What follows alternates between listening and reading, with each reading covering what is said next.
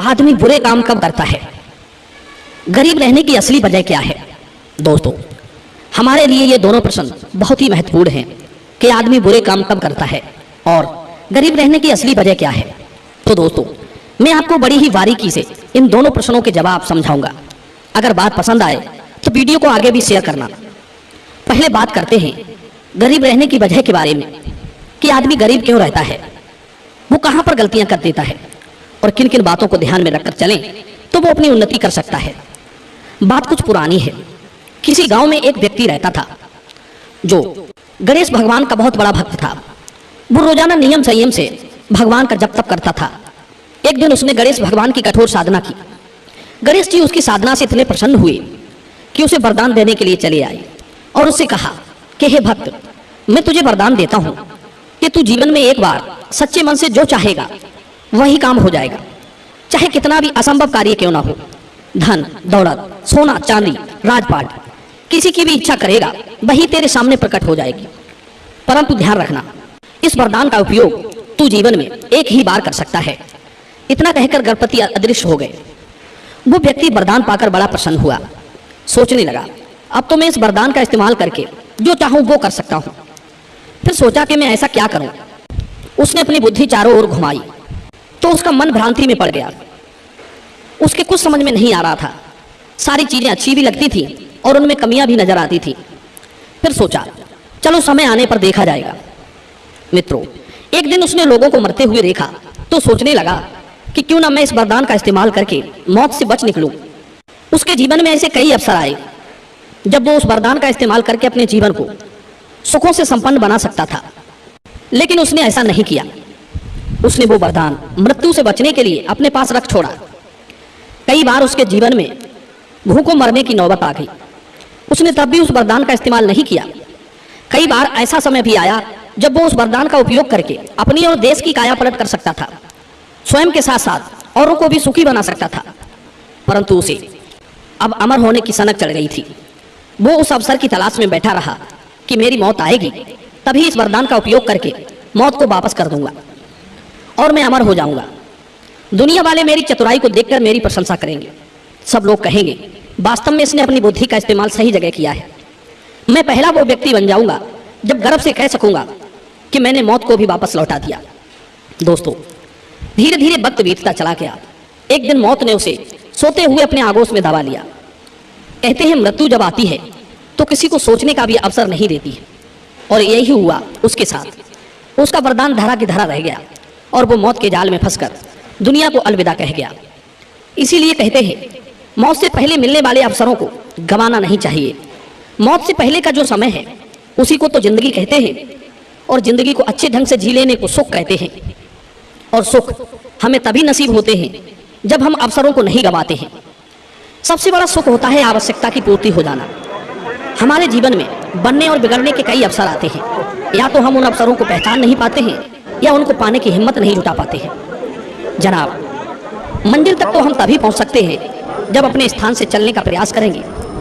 जब हम अपना स्थान ही नहीं छोड़ेंगे तो मंजिल क्या खाक मिलेगी। हाँ, ये सच है कि हम जिस रास्ते को तय करते हैं उसमें अवरोध भी हो सकते हैं। मार्ग उबड़ खाबड़ भी हो सकता है, कंकड़ पत्थरों से कांटों से भरा हुआ भी हो सकता है। उसमें कई तरह की विपत्तियों का सामना भी करना पड़ सकता है। परेशानियां तो जिंदगी का हिस्सा है। जो परेशानियों से लड़ गया वो जीवन में आगे बढ़ गया, और जो डर गया वो घर में पड़े पड़े ही मर गया। कहते हैं नदी को तैरना वही सीख सकते हैं जो डूबने का रिस्क लेते हैं। किनारे पर खड़े रहने वाले कभी तैरना नहीं सीख सकते। दोस्तों, सबसे जरूरी बात है अपने विवेक का सही इस्तेमाल करके स्वयं को इस काबिल बनाओ कि अवसर स्वयं चलकर आपके पास आए। दूसरी बात, स्वयं को इतना सतर्क रखो कि जीवन में आए हुए अवसर को लौटने का भी अवसर ना मिले। मित्रों, यदि इतना कर लिया तो विश्वास मानिए, आप कभी गरीब नहीं रहेंगे, आप कभी दुखी नहीं रहेंगे। अब बात करते हैं दूसरे प्रश्न की कि आदमी बुरे काम कब करता है। तो दोस्तों, किसी नगर का राजा बड़ा ही बुद्धिमान था। एक दिन उसने सोचा कि यदि मेरी तरह बुद्धिमान मेरे मंत्रीगण भी होते तो सोने पर सुहागा हो जाता। बुद्धिमान व्यक्ति की खोज करने के लिए राजा ने एक युक्ति सोची। उसने बाजार से एक बकरा मंगवाया और पूरे राज्य में यह घोषणा कर दी कि जो कोई व्यक्ति मेरे बकरे का पेट भर देगा उसे मैं अपना मंत्री बना लूंगा। राजा की घोषणा सुनकर सैकड़ों बुद्धिमान लोग उसके दरबार में आए और उसके बकरे को लेकर गए। पूरे दिन उन्होंने बकरे को चराया, बकरे की कोखें बाहर निकल आई। शाम को जब राजा के दरबार में लौटे और राजा से कहते हैं कि देखो, मैं तुम्हारे बकरे का पेट भर लाया हूं। राजा साहब इस बात की परीक्षा करने के लिए बकरे के आगे हरी हरी घास डाल देता था। बकरा घास को देखकर उसे खाने लगता।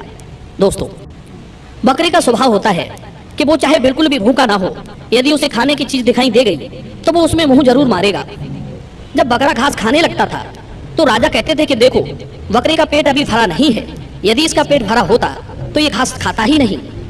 राजा की बात भी अपनी जगह पर ठीक थी कि जिसका पेट भरा होगा वो भला क्यों खाएगा। अब तो सारे लोग निराश होकर लौट गए, कोई भी उस बकरे का पेट नहीं भर पाया। सैकड़ों आए और चले गए। लोग बकरे की आदत से बड़े परेशान थे कि पेट भरा होने के बाद भी ये खाने लगता है। कोई भी राजा की शर्त पूरी नहीं कर पा रहा था।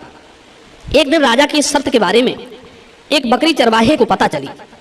वो बकरों की रग रग से वाकिफ था, वो जानता था कि बकरे का पेट कैसे भरना है।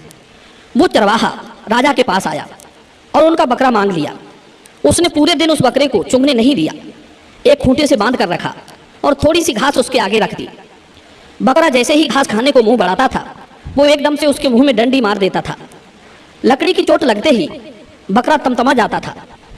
अब ये कैसे हो सकता है कि बकरे के आगे घास रखी हो और वो भूखा हो तो घास खाने का प्रयास न करे। वो जब भी घास खाने की कोशिश करता, घास की ओर मुंह करता, चरवाहा जोर से उसके मुंह में डंडी मारता था। बेचारा बकरा बड़ा परेशान हो गया। सोचता होगा कि जब ये घास खाने पर मारता है तो फिर मेरे आगे घास रखी ही क्यों है। मैं सिर्फ घास को देख सकता हूं पर खा नहीं सकता। मित्रों, पूरा दिन हो गया, उसने बकरे को घास नहीं खाने दी। बकरा भी अब समझ गया था कि घास खाना गुनाह है। घास की ओर यदि मुंह किया तो मार पड़ेगी। वो इतना घबरा गया कि उसने घास को खाना तो दूर, उसे देखना भी छोड़ दिया। पूरे दिन बकरा भूखे पेट रहा मगर उसने घास नहीं खाई। शाम को चरवाहा बकरा लेकर राजा के दरबार में पहुंच गया और कहा, लो महाराज, मैं आपके बकरे का पेट भर लाया हूं, आप इसकी परीक्षा करके देख लो। अब तो चरवाहा डंडी लेकर बकरे के पास बैठ गया। राजा उधर से आया और उसने हरी हरी घास बकरे के आगे डाल दी। घास को देखते ही बकरा समझ गया कि अगर घास खाई तो मार पड़ेगी। घास को देखकर वो इतना डर गया कि उसने अपना मुंह दूसरी तरफ कर लिया।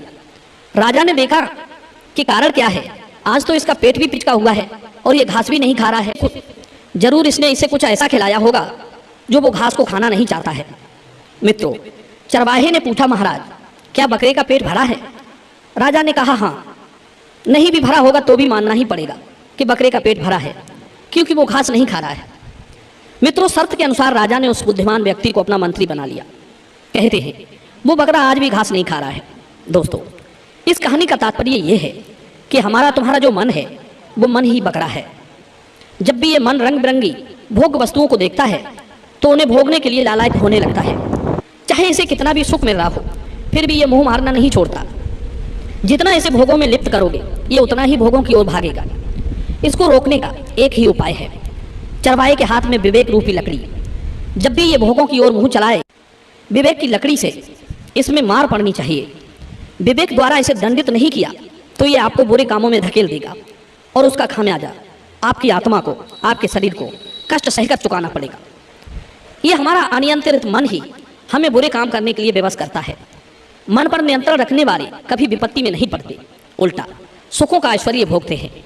परमात्मा रूपी राजा इस मन पर काबू रखने वाले को अपना मंत्री बना लेता है, उसका जीवन सुखों से संपन्न कर देता है, और जो इस मन पर काबू नहीं रख पाते हैं उनका जीवन दुखों में गाड़ देता है। दोस्तों, उम्मीद करता हूं कि यह वीडियो आपको बेहद पसंद आई होगी। तो चलिए मिलते हैं अगली कहानी में एक नई ज्ञान चर्चा के साथ। आप सभी का बहुत बहुत धन्यवाद। जय श्री कृष्ण।